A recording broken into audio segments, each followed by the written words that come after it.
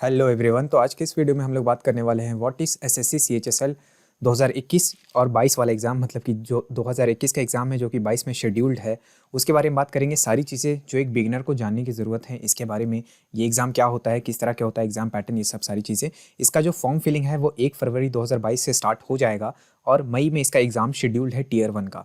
तो इसीलिए इसके बारे में सारी डिटेल्स आपको जानना बहुत ज़रूरी है। ठीक, तो इस वीडियो में हम लोग क्या क्या चीज़ें डिस्कस करेंगे। हम लोग पहले डिस्कस करेंगे कि बेसिकली एसएससी सीएचएसएल जो है वो है क्या, क्या चीज़ है ये एग्ज़ाम। उसके बाद इसकी जॉब प्रोफाइल और सैलरी क्या रहती है, एग्जाम पैटर्न और सिलेक्शन प्रोसेस किस तरह का होता है, सिलेबस रफली क्या होता है, एलिजिबिलिटी, एज लिमिट और परसेंटेज को रिक्वायर्ड होता है कि नहीं होता है, एज कब से काउंट होगा, एलिजिबिलिटी क्या रहती है, पोस्टिंग का आपका क्या लोकेशन रह सकता है, एग्जाम फीस क्या रहती है और क्वालिफाइंग मार्क्स प्रीवियस ईयर के क्या रहे थे। ये सारी चीज़ें हम लोग इस वीडियो में डिस्कस करेंगे। सबसे पहले एक बेसिक इंट्रोडक्शन समझ लीजिए कि एसएससी का सीएचएसएल एग्जाम, सीएचएसएल का फुल फॉर्म होता है combined higher secondary level exam. आपने सीजीएल एग्जाम के बारे में शायद सुना होगा, वो होता है कंबाइंड ग्रेजुएट लेवल एग्जाम। उसी का ये छोटा भाई आप मान लो। यहाँ पर आपको हायर सेकेंडरी की रिक्वायरमेंट होती है, यानी 12th पास आप होने चाहिए। वो एग्जाम को बोलते हैं सीएचएसएल एग्जाम। ये सेंट्रल गवर्नमेंट के रिक्रूटमेंट एग्जाम है जिसमें कि एसएससी स्टाफ सिलेक्शन कमीशन आपका एग्जाम करवाती है। एलडीसी और जूनियर सेक्रेटेरिएट असिस्टेंट के पदों पर भर्ती करने के लिए अलग अलग गवर्नमेंट ऑफ इंडिया के मिनिस्ट्रीज और डिपार्टमेंट के अंदर, यहाँ गवर्नमेंट ऑफ इंडिया में आपकी पोस्टिंग होगी, ना कि किसी स्टेट गवर्नमेंट में। ठीक, अब अगर इस तरह के एग्जाम के अगर आप सीरियसली प्रिपरेशन करना चाहते हो, इस वीडियो को आप देख रहे हो, तो मैं मान सकता हूँ कि आप एक सीरियस प्रिपरेशन करने वाले स्टूडेंट हो, तो आप अनअकैडमी के सब्सक्रिप्शन को ले सकते हो। इसमें आपको फ़ायदा क्या होगा कि इसमें आपको अलग अलग बैचेस चल रहे होते हैं। जैसे कि देखो, एक सैंपल के लिए मैं आपको दिखाता हूँ। ये इस तरह का एक बैच है जो कि 27 जनवरी से स्टार्ट होने वाला है। डेट देख करके अगर आप घबराना नहीं है, अगर आप आगे देख रहे हो वीडियो को, क्योंकि इस तरह के अलग अलग टाइम फ्रेम पे फ्रीक्वेंटली बहुत सारे बैचेस स्टार्ट होते रहते हैं। साथ ही साथ यहाँ पे जो आप देख रहे हो ये सारे नामी नामी टीचर हैं, तो इनका नाम लेकर के मैं इनकी बेइज्जती नहीं करूँगा। आप लोग ऑलरेडी इनमें से कुछ को जानते ही होते होंगे और धीरे धीरे जैसे जैसे आप और प्रिपरेशन करोगे लगभग सबको जान ही जाओगे। ये अपने फील्ड के सबसे बेस्ट एजुकेटर्स हैं। इनका अपना इंडिविजुअल बैच भी चल रहा होता है और अनअकैडमी का फ़ायदा ये है कि आपको सिर्फ एक सब्सक्रिप्शन लेना होता है और उसके बाद आप जितने चाहो उतने बैचेस ज्वाइन कर सकते हो। लैंग्वेज की कोई इशू नहीं है। हिंदी मीडियम, इंग्लिश मीडियम दोनों में पढ़ाए जाते हैं और दोनों के आपको नोट्स भी अवेलेबल होंगे। मतलब नोट आपके हिंदी में भी अवेलेबल होगा, इंग्लिश में भी अवेलेबल होगा, डिपेंडिंग ऑन द बैच। अलग अलग बैचेस वहाँ पर चल रहे होते हैं। मॉक टेस्ट ये सब अवेलेबल होता है। इंडिया के बेस्ट टीचर से आप जाकर के पढ़ सकते हो। प्राइसेस जो है वो ऑलरेडी काफ़ी अफोर्डेबल हैं। आप देख सकते हो कि 24 मंथ का आपको टोटल कोर्स जो है वो 7,800 रुपये इतने कम में मिल रहा है। अगर आप ऑफलाइन कोचिंग करने जाओगे तो आराम से आपके 15-20 हज़ार रुपये तो खर्च हो जाएंगे, वो भी एक टियर 3 सिटी में। बड़े शहरों में तो और भी ज़्यादा पैसे लिए जाते हैं, लपेटे जाते हैं। तो यहाँ पर आप ऑनलाइन किसी भी टीचर से अच्छे प्राइस में पढ़ सकते हो, लेकिन ये प्राइस भी आपको पे नहीं कर देना। आराम से आप कूपन कोड एग्जाम क्लस्टर 10 अगर लगाते हो तो आपको 10% का डिस्काउंट मिल जाएगा। अभी जाकर के देखने के लिए मिल जाएगा।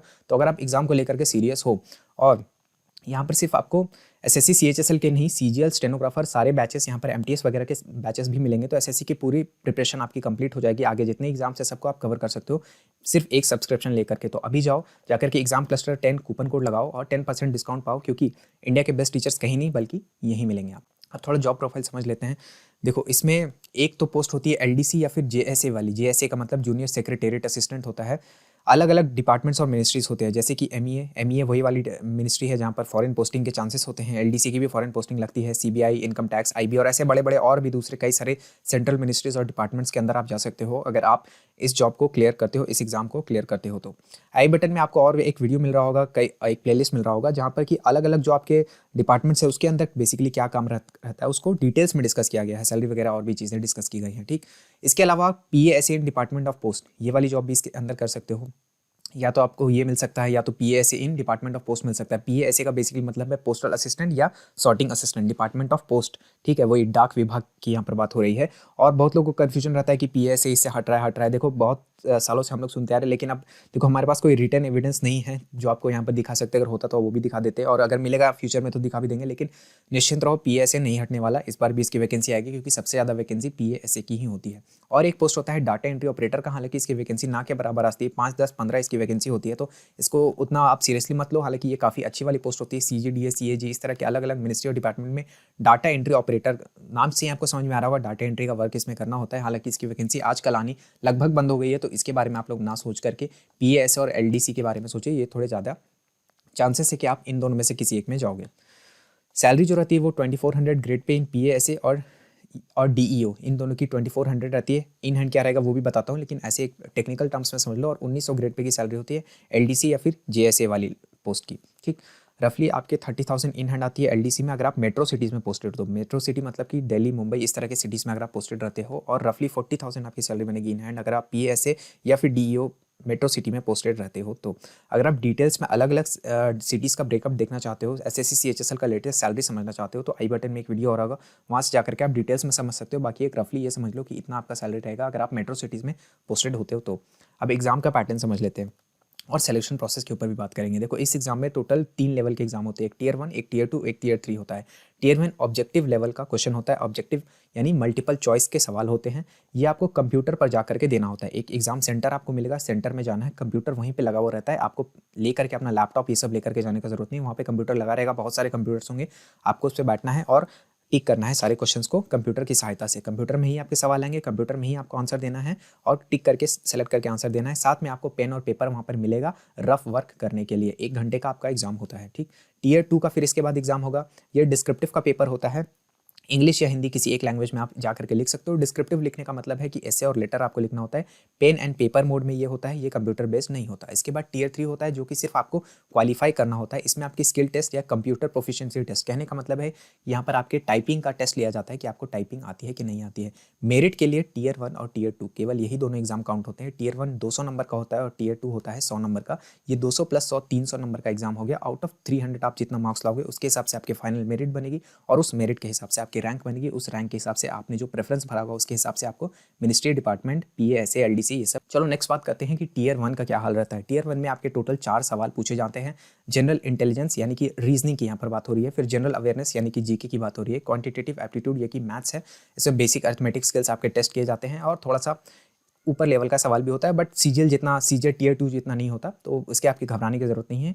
और एक इंग्लिश लैंग्वेज का सवाल होता है, इंग्लिश लैंग्वेज के 25 सवाल होते हैं। ये देखो रीजनिंग के 25 सवाल 50 नंबर के, यानी एक क्वेश्चन कितने मार्क्स का हो गया, 2 मार्क्स का। इसी तरह हर सब्जेक्ट के आपके 25 सवाल रहेंगे और वेटेज होगा 50 नंबर का। 60 मिनट यानी 1 घंटे का आपको समय मिलेगा। पीडब्ल्यूडी कैंडिडेट्स के लिए वो समय 80 मिनट्स का होता है। एक सवाल पर 2 नंबर और गलत करने पर 1/4 ऑफ 2 नंबर यानी कि 0.5 मार्क्स, आधा नंबर आपका कट जाएगा अगर आप गलत जवाब देते हो और सही जवाब देने पर 2 नंबर मिलेगा। तो टोटल 200 मार्क्स हो गए। 200 में से आपको अच्छा से अच्छा स्कोर करने की कोशिश करना है क्योंकि टियर 1 ही आपका ये भी मेरिट में काउंट होता है। टियर 1 का एक रफली सिलेबस हम लोग समझ लेते हैं। देखो जीके में बेसिकली वही history, polity, geography, Indian economy, culture, current affairs etcetera, और साइंस भी इसमें आता है। साइंस में लिखना भूल गया था, साइंस भी इसके अंदर होता है। मैथ्स के अंदर maths up to class 10th level का जो आपका मैथ्स होता है वो इसके सिलेबस है रफली स्पीकिंग। इंग्लिश में ग्रामर, वोकैब और रीडिंग कम्प्रीहेंशन, ये तीनों चीज़ से इंग्लिश बनता है। और रीजनिंग में जो normal verbal and non verbal reasoning के सवाल होते हैं किसी भी गवर्नमेंट एग्जाम में, वैसे ही सवाल इसमें आपको देखने मिलते हैं। अगर आप डिटेल्स में समझना चाहते हो कि टियर 1 का सिलेबस क्या होता है तो आई बटन में एक वीडियो और अगर वहाँ से जाकर के आप डिटेल्स में समझ सकते हो कि टियर 1 का सिलेबस क्या है। अभी तक इतने आगे अगर आप वीडियो में आ चुके हो तो आपको ऑलरेडी समझ में आ गया होगा कि इस चैनल पर बहुत सारे यूजफुल वीडियोस अवेलेबल हैं आपके एसएससी सीएचएसएल के प्रिपरेशन के लिए। तो अभी सब्सक्राइब करके बेल बटन दबा करके रख लेना क्योंकि आगे आपको और भी बहुत सारे यूजफुल वीडियोस मिलने वाले हैं। देखो टियर 2 में अब आ जाते हैं। इसके बाद आपका टियर 2 होता है जब आप टियर 1 में क्वालिफाई कर जाओगे। जो जितने लोग क्वालिफाई करते हैं टियर 1 में, एक कट ऑफ आती है, मान लो कि एक कट ऑफ आई 140 मार्क्स की, जितने लोग 140 मार्क्स ला रहे हैं वो लोग फिर टियर 2 देने के लिए एलिजिबल होंगे। उनको सेपरेट कोई फॉर्म भरना नहीं होता, उनको एग्जाम के कुछ टाइम पहले अपने आप एडमिट कार्ड आ जाता है बिना कोई फॉर्म वगैरह भरे हुए, जो लोग क्वालिफाई करते हैं। इसमें आपको टियर 2 में एक ऐसे लिखना होता है और एक लेटर या फिर एप्लीकेशन लिखना होता है। तो ऐसे आपके लगभग 250 वर्ड्स में आपको लिखना होता है और इसमें 50 मार्क्स अलॉट होते हैं। और लेटर या एप्लीकेशन आपके 150 वर्ड्स का होता है, इसमें 50 मार्क्स अलॉट होते हैं। कोई भी आपको ऑप्शन नहीं दिया जाता ऐसे के अंदर, मतलब एक टॉपिक है, आपको उसी एक टॉपिक पर लिखना है। ऐसा नहीं है कि 4 टॉपिक है और 4 में से किसी एक के ऊपर लिखना है, ठीक। आप इसे इधर इंग्लिश में लिख सकते हो या फिर हिंदी में लिख सकते हो, आपकी मर्जी है। आप हिंदी में भी लिख सकते हो, इंग्लिश में भी लिख सकते हो। और ये चीज़ आपको एग्जाम डे पर जाकर के सेलेक्ट करना होता है। वहाँ पर आपको भरना होता है कि आप हिंदी में लिखना चाहते हो या इंग्लिश में लिखना चाहते हो। तो इसकी आपको टेंशन लेने की जरूरत नहीं है। अगर आप हिंदी मीडियम से भी हो तो कोई दिक्कत नहीं है। और टोटल 1 घंटे का आपको टाइम मिलता है। 100 नंबर के टोटल आपका ये पेपर हो गया और ये भी आपके मेरिट में काउंट होगा। फाइनली टियर 3 होता है जिसमें कि आपके टाइपिंग टेस्ट आपको देना होता है। कंप्यूटर पे आपको बिठाया जाता है, 10 मिनट का टाइम मिलता है। उसमें या तो आपको इंग्लिश में या तो हिंदी में टाइपिंग करना होता है। अगर आप इंग्लिश की टाइपिंग करोगे तो आपको 35 वर्ड्स पर मिनट पे टाइपिंग करना होता है और अगर आप हिंदी में करोगे तो 30 वर्ड्स पर मिनट पे टाइपिंग करना होता है। ये जो लैंग्वेज है टाइपिंग का लैंग्वेज, ध्यान से समझ लेना, इसमें बहुत लोग को डाउट होता है। तो लैंग्वेज जो है टाइपिंग का, ये आप फॉर्म भरते वक्त ही सेलेक्ट करोगे। यानी अभी जो 1 तारीख को फॉर्म आएगा, 1 फरवरी को, उसमें जो आप लैंग्वेज सेलेक्ट कर रहे होगे वो टाइपिंग टेस्ट का लैंग्वेज होगा। तो अगर आप साइबर कैफे वगैरह से फॉर्म भरवाते हो तो प्लीज़ ध्यान रखना इस चीज़ का कि जिस चीज़ में आप टाइपिंग देना चाहते हो वही लैंग्वेज सेलेक्ट करी हो। वहाँ पे जो लैंग्वेज सेलेक्ट करवाई जाएगी वो टियर 1 या टियर 2 का नहीं होता, वो टियर 3 का लैंग्वेज आपको सेलेक्ट करना होता है। फॉर्म का पीडीएफ भी अपने पास जरूर रख लेना। आगे मैक्सिमम लोगों को यही दिक्कत आती है कि वो भूल जाते हैं कि उन्होंने टाइपिंग का लैंग्वेज क्या सेलेक्ट किया था, क्योंकि टाइपिंग काफ़ी दिनों के बाद होती है। तो इस पॉइंट को अच्छे से अपने दिमाग में बैठा लेना, क्योंकि टाइपिंग के साथ मजाक नहीं कर सकता। हाँ, टाइपिंग का ये बात है कि इसमें सिर्फ आपको क्वालिफाई करना होता है। इसमें एक क्वालिफाइंग परसेंटेज आता है एरर का कि इतना परसेंट से ज़्यादा नहीं होना चाहिए, 3%, 4%, इस तरह का एक परसेंटेज आता है हर बार कि उतना क्वालिफाई आपको करना है, उससे ज़्यादा एरर नहीं हो सकता, बस ये क्वालिफाई करना है। इसके नंबर मेरिट में नहीं जुड़ते, ठीक। यहाँ पर आकर आपका टीयर 3 जब आप क्वालिफाई कर लोगे तो उसके बाद फिर आपका एक डीवी होगा, यानी डॉक्यूमेंट वेरिफिकेशन। उस डॉक्यूमेंट वेरिफिकेशन के समय ही आपको अपना पोस्ट प्रेफरेंस डालकर देना होता है कि आप कौन सा पोस्ट जो है वो लेना चाहते हो। मतलब आप पीएसए में जाओगे, एलडीसी में जाओगे तो कौन से वाले एलडीसी में जाओगे, नंबर 1 में आप किसको रखोगे, 2 में किसको रखोगे, 3 में किसको रखोगे। इस तरह से आपको एक प्रेफरेंस का लंबा चौड़ा लिस्ट देना होता है जाकर के एसएससी को। और फिर आपके अगर जो मार्क्स है रैंक के बेसिस पे आपको वो मिनिस्ट्री या डिपार्टमेंट अलॉट कर दिया जाता है। तो यहाँ पर आपका रैंक का बहुत बड़ा खेल है। अगर आप अच्छी मिनिस्ट्री, अच्छा डिपार्टमेंट चाहते हो, स्पेशली एमईए वगैरह चाहते हो, तो आपको बहुत अच्छा नंबर लाना होगा। फाइनली अब बात करते हैं एलिजिबिलिटी की। देखो एलिजिबिलिटी में सबसे ज़्यादा जो डाउट होता है वो एज लिमिट का होता है। तो देखो एज जो है वो 18 से 27 वर्ष की आयु आपकी होनी चाहिए और आप 12th पास या फिर किसी इक्विवेलेंट आपके पास चीज़ें होनी चाहिए, सर्टिफिकेट होना चाहिए जिससे कि आप ये प्रूफ कर सकें कि आप 12th पास हैं। अगर आप एक बार में पास नहीं कर पाए थे, दो बार 3 बार आपको अटेम्प्ट देना पड़ा था, कोई दिक्कत वाली बात नहीं है। बस इशू ये है कि आपके पास 12th पास का एक सर्टिफिकेट होना चाहिए। कोई भी परसेंटेज का क्राइटेरिया नहीं है कि मिनिमम 60%, 50%, ऐसा कुछ नहीं है, बस पास होने चाहिए आप, ठीक। और ये जो देखो एज है और ये जो आपका 12th पास है, ये दोनों चीज़ें मतलब आप कितने टाइम से पहले 12th पास होने चाहिए। अपीयरिंग वालों के साथ ये समस्या आती है।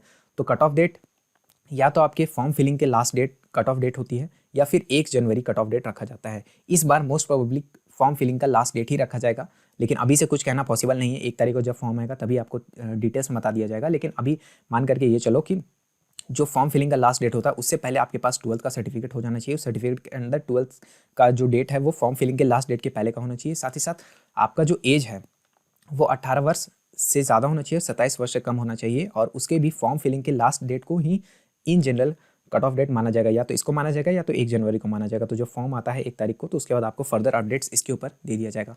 पोस्टिंग की लोकेशन क्या रह सकती है, तो देखो ये जो पोस्ट है ये सेंट्रल गवर्नमेंट का पोस्ट है। इसमें बड़े बड़े अक्षरों में लिखा हुआ आएगा नोटिफिकेशन में कि this is all India service liability, यानी इंडिया में कहीं पर भी आपको भेजा जा सकता है। इसके लिए आपको रेडी रहना है। लेकिन रियलिस्टिकली स्पीकिंग अगर आप एलडीसी लेते हो किसी मिनिस्ट्री में, आपको 2 तरह की चीज़ें मिलेंगी, एक मिनिस्ट्री होता है, एक डिपार्टमेंट होता है। मिनिस्ट्री वो वाली चीज़ें होती है जो मिनिस्टर के डायरेक्ट अंडर होती है, ठीक है। मिनिस्टर आप देखोगे, मिनिस्टर ऑफ जल शक्ति होते हैं, मिनिस्टर ऑफ एक्सटर्नल अफेयर्स होते हैं, मिनिस्टर ऑफ डिफेंस होते हैं। तो इस तरह के जो मिनिस्टर हैं उसके नीचे जो चीज़ काम करती है उसे मिनिस्ट्री कहते हैं। तो मिनिस्ट्री इन जनरल दिल्ली में या फिर बड़े शहरों में होती है, क्योंकि आप समझ सकते हो मिनिस्ट्री जो है वो उसके ऑफिस दिल्ली में होते हैं। तो आप भी मोस्ट प्रोबेबली दिल्ली में पोस्टेड होगे। अगर आप एलडीसी वाले पोस्ट के लिए सेलेक्टेड होते हो, मोस्टली दिल्ली में होंगे, ऐसा गारंटी नहीं है। हमेशा ऑल इंडिया सर्विस लाइबिलिटी लागू होती है। तो एलडीसी अगर लेते हो तो मोस्टली आप दिल्ली में या बड़े शहरों में पोस्टेड हो रहोगे। अगर आप पीएसए का पोस्ट लेते हो यानी पोस्टल असिस्टेंट, सॉर्टिंग असिस्टेंट का लेते हो, तो आपको स्टेट प्रेफरेंस आपसे लिया जाता है और आपके रैंक के ऊपर निर्भर करता है कि आपको कौन सा स्टेट मिलेगा। तो इसमें होम स्टेट लेने के चांसेस होते हैं अगर आप नंबर ठीक ठाक लाते हो, और अगर आपके स्टेट में वैकेंसी ठीक ठाक है तो आप अपने स्टेट में जा सकते हो पीएसए लेकर के। इवन अपने शहर में भी जा सकते हो अगर आपके मार्क्स बहुत ज़्यादा अच्छे हैं, क्योंकि पीएसए में जब एक बार अपने स्टेट में आप सेलेक्टेड हो जाओगे, मान लो कोई बंदा जो है वो हरियाणा में सेलेक्टेड हो गया, तो हरियाणा में वो जिस भी सिटी में जाना चाहता है उसके बाद उससे सिटी की भी प्रेफरेंस, मतलब ऑफिसेस की भी प्रेफरेंस ली जाती है। तो अगर उसके नंबर अच्छे हैं तो हो सकता है कि वो अपने सिटी में पोस्टेड हो जाए। हालांकि ये बहुत सारी दूसरी चीज़ों पर भी निर्भर करता है। एग्जाम का जो फीस है वो 100 रुपीज़ होता है, लेकिन वुमेन या एससी एसटी कैंडिडेट्स को कोई भी फीस नहीं देना होता है, ठीक।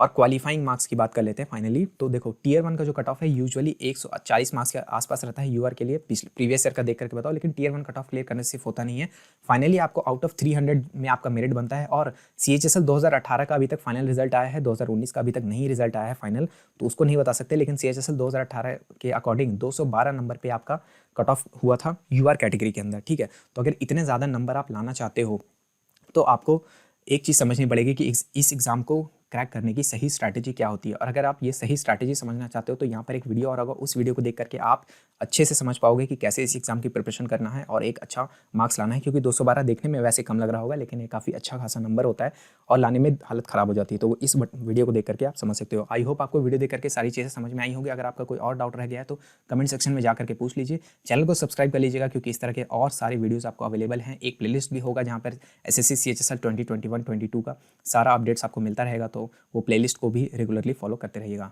वीडियो को देखने के लिए आपका बहुत बहुत धन्यवाद। मेरा नाम है ऋषिकेश। जय हिंद।